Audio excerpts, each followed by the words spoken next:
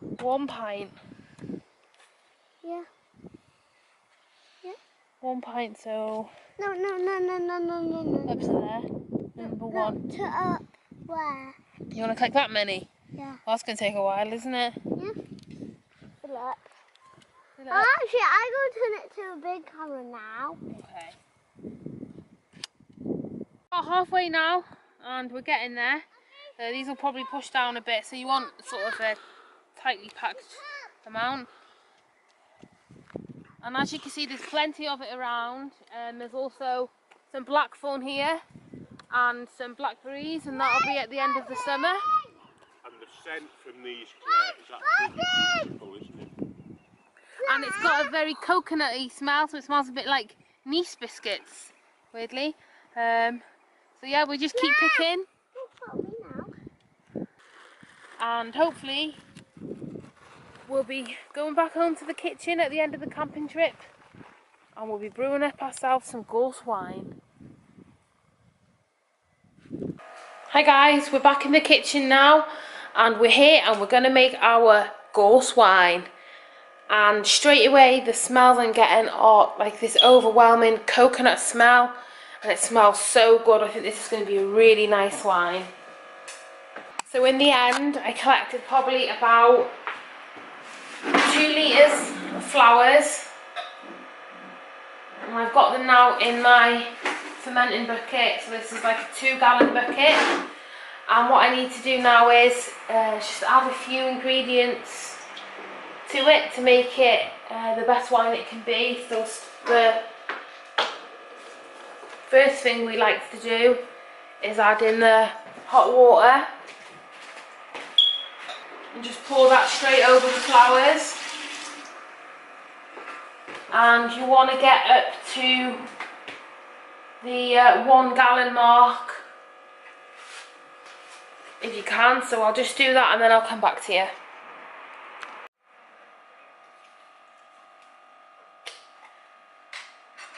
So I'm just going to add a few ingredients.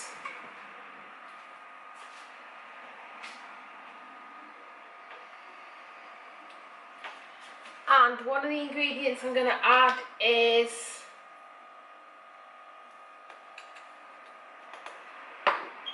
pectolase, and I've used this before, and you know this is to help the wine to clear. So a teaspoon of that. I'm going to use just 1 Camden tablet, because we use a 1 Camden tablet per gallon.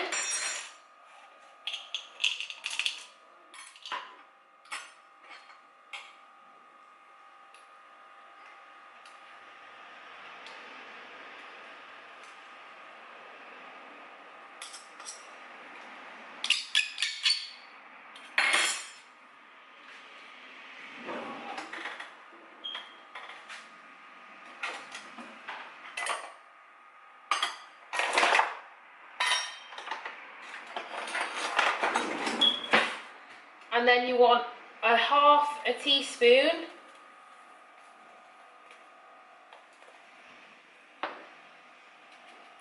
of citric acid, or you can use a lemon.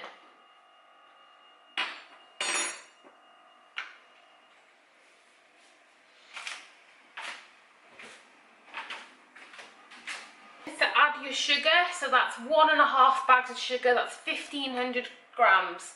1.5 kilos, and I'm just using ordinary granulated sugar.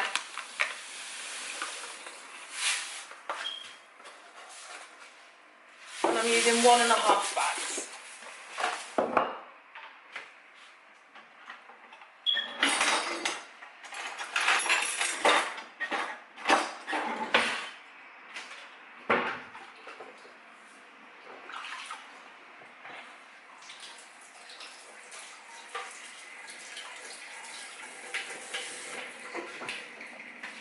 I'm just going to stir all that in to dissolve the sugar. And if you always want to use sterilised equipment, so this spoon has been sterilised, the bucket's been sterilised, and so on.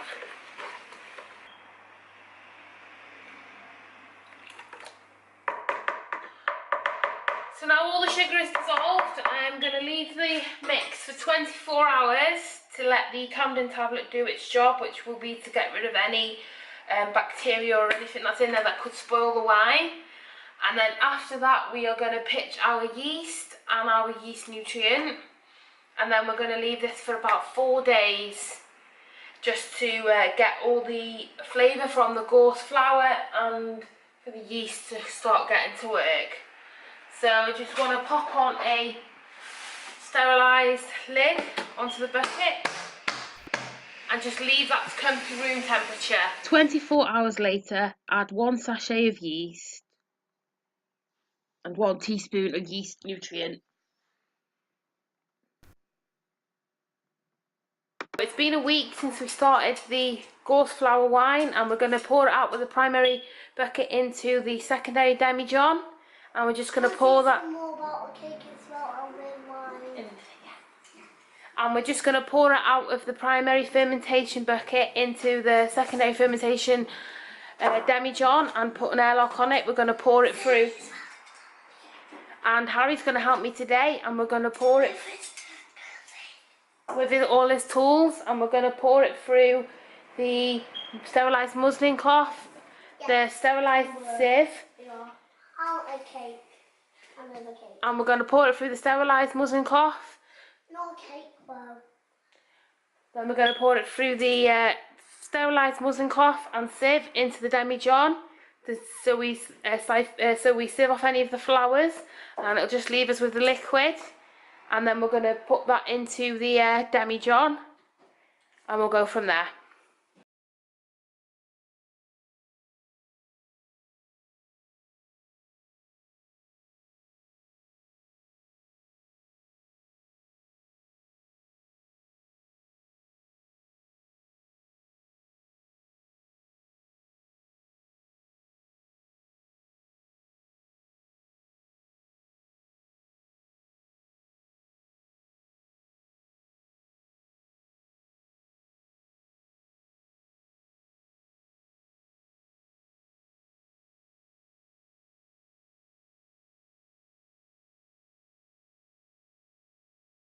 Just going to fill it to the top of the bottle.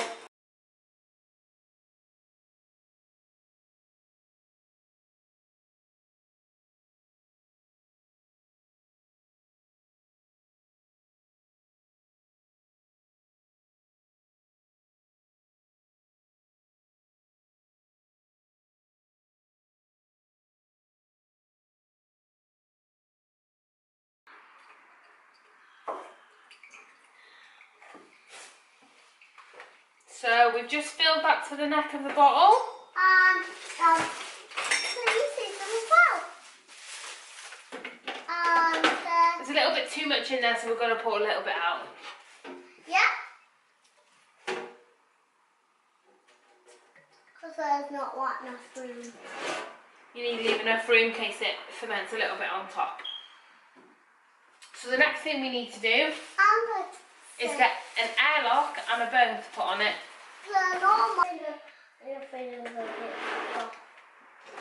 So we're just going to put in the bone and the airlock.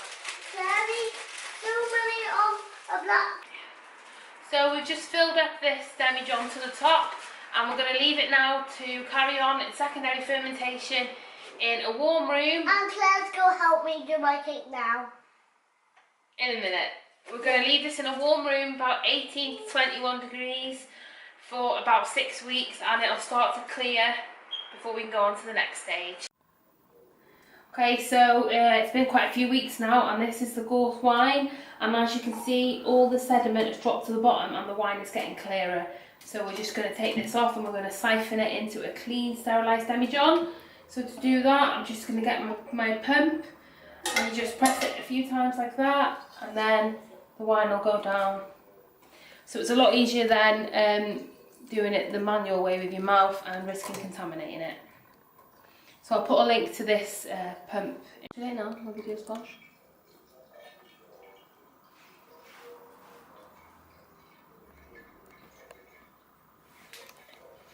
Then once it's in the clean demijohn, I'll put an airlock on it again and I'll leave it for a few more weeks to see if there's any more sediment come out of it.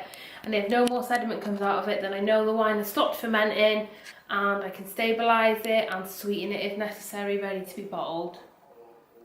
But we'll do that in the next part of the video. So I'm going to start tipping it now, just to make sure I don't get any sediment or lose the siphon.